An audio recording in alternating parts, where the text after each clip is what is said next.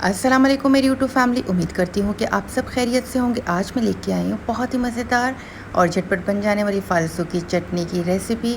इस रेसिपी को बनाने के लिए मैंने 1 केजी फ़ालसों को ले लिया है, जिनको मैंने अच्छी तरह से धो लिया है और इनकी डंडियों वगैरह को अलग कर लिया है। अब इस पैन के नीचे जो है मैंने फ्लेम ऑन कर ली है और इसके अंदर मैंने फ़ालसे ऐड कर ली। इसी के साथ ही मैंने इसके अंदर 1 गिलास पानी का ऐड कर लिया है। अगर आप कप्स में मेजर करें तो 2 कप पानी है और इनके जो है वो सॉफ़्ट होने तक हमने इनको पका लेना है। तो इनको तकरीबन सॉफ़्ट होने में 5 से 6 मिनट लगे थे। अब यहाँ पे मैंने फ्लेम बंद कर ली है और इनको ठंडा होने के लिए एक मैं अलग बाउल के अंदर ट्रांसफ़र कर लूँगी, ताकि जो है ये जल्दी से ठंडे हो जाएँ। और जो है वो जब ये ठंडे हो जाएंगे तो हमने इनको जो है वो ब्लेंडर जार के अंदर डाल के अच्छे से ब्लेंड कर लेना है, ताकि जो है वो इसके सारे के सारे सीड्स अलग हो जाएं और जो पल्प है वो अलग हो जाए। अब मैंने इसे जूसर ब्लेंडर के अंदर डाल दिया है और आप इस चटनी को आराम से 2 से 3 महीने तक स्टोर करके रख सकते हैं।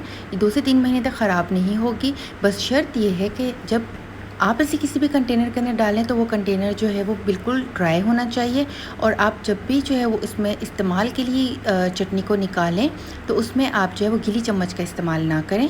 अभी देखिए यहाँ पे अच्छे से ब्लेंड हो चुका है। अब हम जो है वो इसके सीड्स और पल्प को अलग कर लेंगे।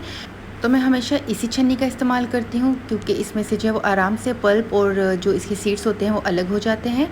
तो ये यहाँ पे जो है मैं इसमें पानी का बिल्कुल भी इस्तेमाल अब नहीं कर रही हूँ, क्योंकि हमने चटनी बनानी है तो फिर चटनी बनने में जो है वो ज़्यादा टाइम लग जाएगा। अगर हम इसमें पानी का इस्तेमाल करेंगे तो फिर जो है उसे ज़्यादा देर तक पकाना पड़ेगा। तो ये आप देख सकते हैं कि अब ये कितना ईज़िली हो रहा है। तो इसी तरह से हमने सारा का सारा पल्प और सीड्स को अलग कर लेना है।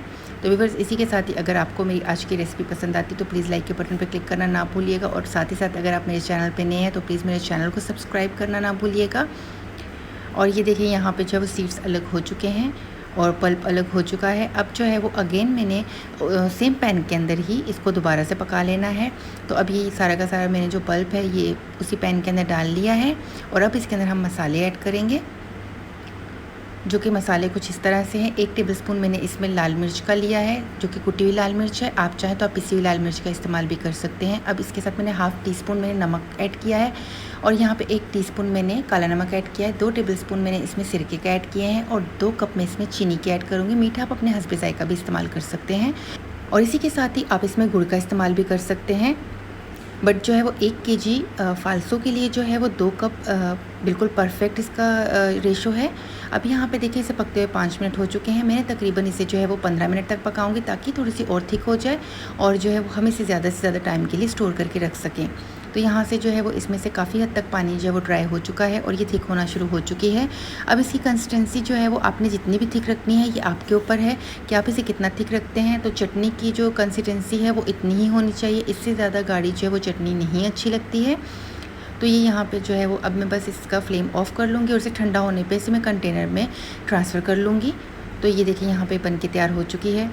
तो मेरे प्यारे प्यारे व्यूवर्स, मुझे कमेंट सेक्शन में बताना ना भूलिएगा कि आपको मेरी आज की रेसिपी कैसी लगी। इसी के साथ ही मुझे दीजिए इजाज़त। इंशाल्लाह ताला मिलती हूँ एक नई और बहुत ही आसान सी रेसिपी लेके। तब तक के लिए अपना बहुत ख्याल रखिएगा, अपने प्यारों का बहुत ख्याल रखिएगा, मुझे दुआ में याद रखिएगा। अल्लाह हाफ़िज़, फ़ी अमान अल्लाह।